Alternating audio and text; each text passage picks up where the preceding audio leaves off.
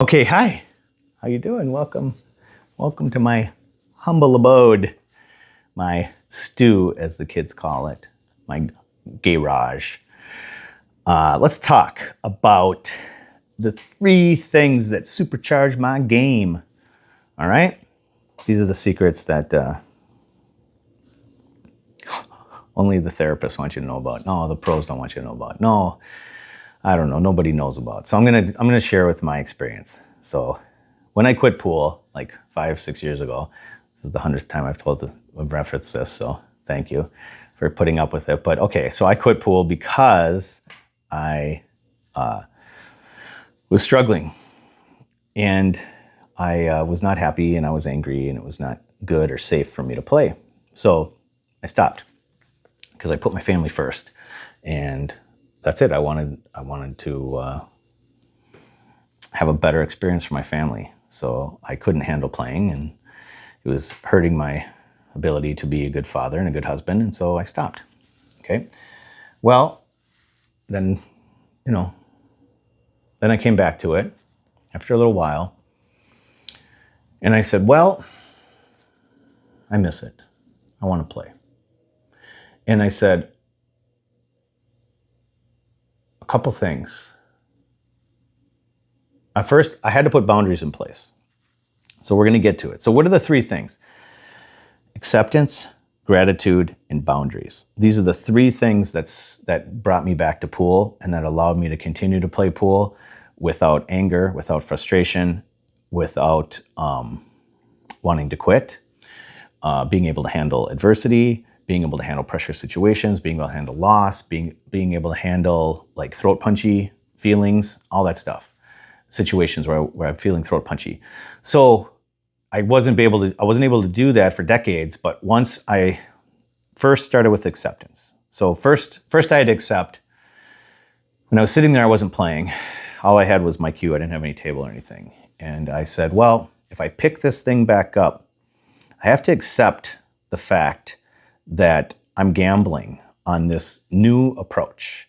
And my new approach is I'll get to boundaries, but my new approach was, it's not okay for me. This isn't just for me. Anybody else can do what they want to do. Earl can do Earl. You know, Joel and I just talked about, he was watching Earl at the Open and the guy was absolutely bananas, insane, angry, like ruining the experience for everybody else. So that's the way he does it. That's fine. That's his thing. He's one of the greatest of all time. No big deal.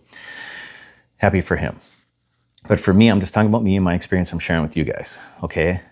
What I'm saying is, I don't want to live like that, and I don't want to be like that, and I don't want to put out that energy or do that to other people, especially my family, right? Or my loved ones, or whatever. So I decided, well, okay, if I never want to do that and never want to be that, and that is awful, then I'm going to have to make a transformational shift in my approach, and I'm going to have to take results and I'm going to crumple them up. And I'm going to have to really throw them away, like 100% throw away results. And I just have to play with to solve puzzles and to enjoy the process of learning pool. So when I came back, I wasn't interested in competing. I didn't think I could handle competing. I had 3.5 decades of experience where I couldn't handle competing. I just couldn't do it. I couldn't handle results being in the equation. So some people can, many people can. Many people use it as their motivation and they use it as their fuel, and I get it. It's just, I just couldn't, right? I couldn't. So I came back to pool and let results go 100%. And then started hitting balls in training and being a puzzle person, and basically just had but here's where the acceptance came in. I had acceptance that this gamble of letting go of results 100% could bring my game down to zero or really low. Like I could lose everything that I had worked for as far as like my ability to play the game, because I'm changing the meaning and the why and the motivation and the focus and how I look at the game and how I compete or even practice, right? Maybe if I'm not punching my hand through walls, maybe I won't even want to play anymore. So it's possible that I was going to gamble that I wouldn't want to play anymore. The bigger gamble was I would play far, far worse, like much worse. Okay, that my game would just tank because I only knew how to like focus on the win.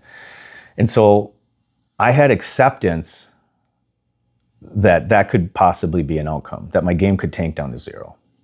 So I had acceptance for that. And I'm like, okay, I'm trashing this game because it's fine. 7:15, I'll just throw it in the trash. I'll just start over. And if I go down to beginner level, I'm fine. Like if it does that much to my game, I'm okay, right? And then I had gratitude, right? I had gratitude for everything that I was able to experience with pool. Meaning, it didn't matter the results, it was the process for me. The process of being able to hit this ball into another ball and figure out where this thing's going and if that thing can go in the pocket, and then to chain those events together. I had gratitude for that. That was fun for me. That's why I started playing pool, is to learn what this was doing and to watch the balls roll around and to chain those events together. And I had gratitude because I knew that if I had a pool cue in my hand, I was growing and learning as a person and challenged beyond any challenge I've ever experienced in life, other than maybe marriage and family, kids. But outside of that, work-wise, biggest challenge. Business for me, nothing, 0. Sales, forget about it. Anything like that is just the easiest thing in the world for me. It's just natural, right? But this game was really, really difficult for me, as was golf and other sports, chess, all those things. They're very difficult things for me to do, So I like doing difficult things and I wanted to have that. So I was grateful for the opportunity to play. I was grateful for the level that I had built. So instead of saying, I'm a 7:15, I'm trash, I failed, I'm a complete failure in pool in life, and I've always failed my entire career, my entire life. I don't even have a career, but my entire experience with pool was a failure. That's the way I felt when I quit. Well, I came back and I had gratitude for everything. And I was able to look at and write down and look at the things that I had done and be like, I'm thankful for those things. Those are cool things. And I'm grateful for those things that I have.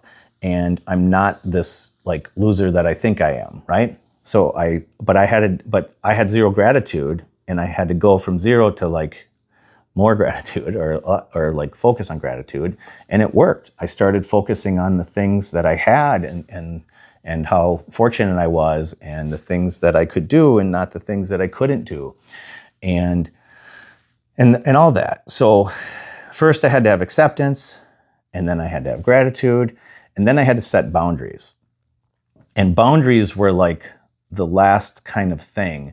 They were first for me in that if I had to set boundaries first to be like, I'm no longer going to be results focused. I'm no longer going to be angry. I'm no longer going to be frustrated. If I ever am angry and frustrated, I'm going to quit the game again and be done till I'm ready to not be frustrated or angry. So I was like that was my boundary. You're not allowed to be angry or get frustrated because I can't control it. It's like a drug. So it's like if I was going to be around this addictive thing, and I was like, and I owned that my ego and my relation to this game was like more like an addiction, then an addiction hurts. It hurts the person, and it hurts the people around them and the people they love and the people that love them. So I realized I'm a junkie. I'm an addict for like results and ego with this game.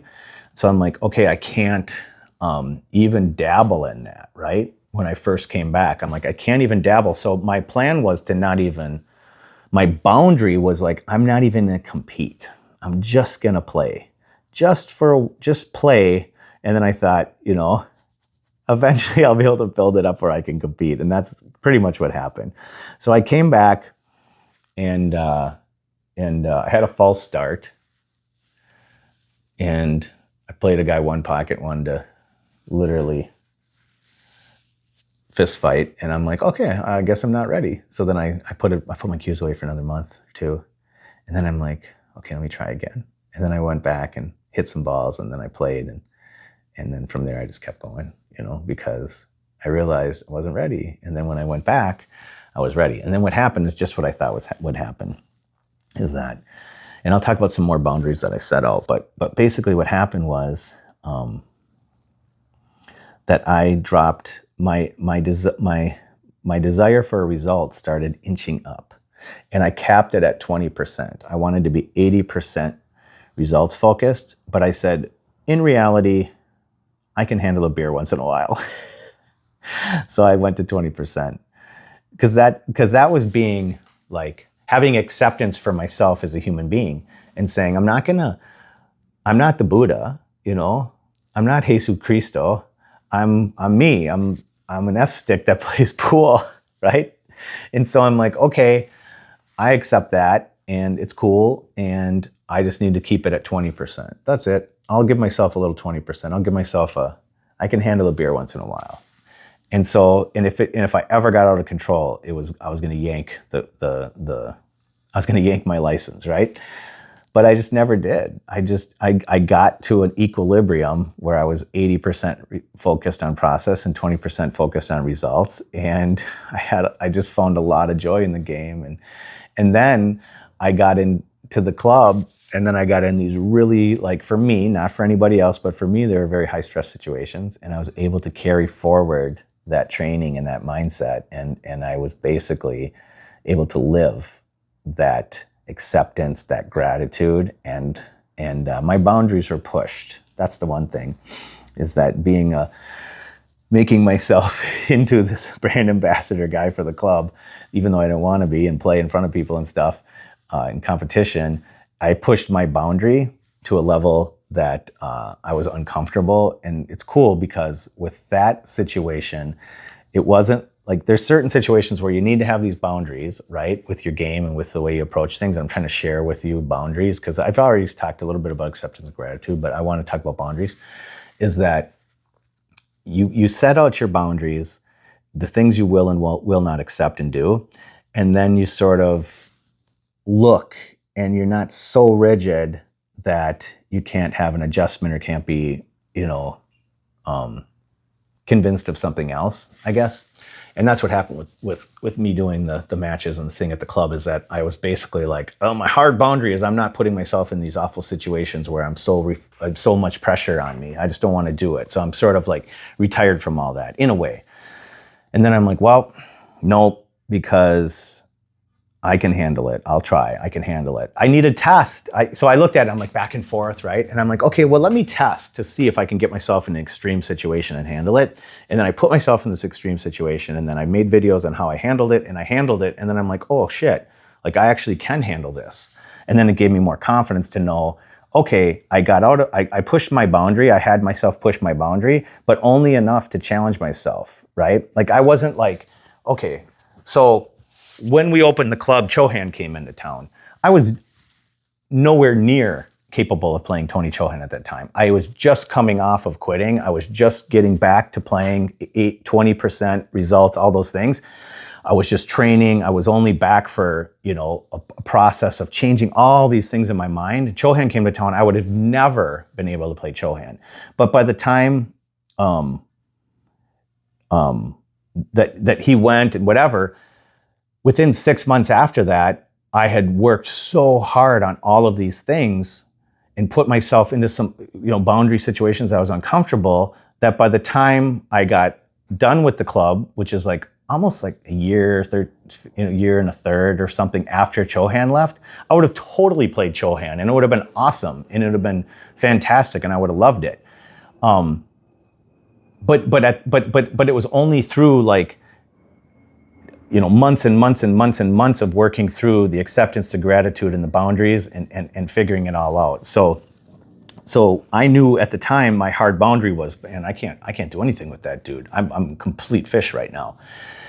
But then as I pushed my boundaries and pushed my boundaries and pushed my boundaries by playing people and playing on a stream and playing guys that weren't Chohan, but they were like 700-ish players, well, that kind of helped me to build my confidence that I could handle it, right? So like, a couple months ago, I was ready and willing to go out and play a 740 bar table crusher for hundreds of dollars a set in his home room because I can handle it now, right? Because I've gently pushed my boundaries a little bit each day so that I could get more and more comfortable without getting sucked into the addict thing, So then it's cool because I found an equilibrium where I can have enough like desire to be competitive, but not so much desire that I'm in any danger of freaking out or quitting or crying or doing anything,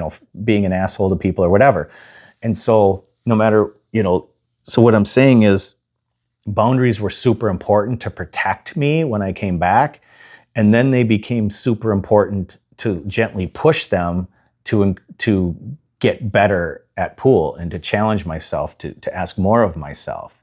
So boundaries were super important, both as a protective mechanism for myself, my family, and the people around me.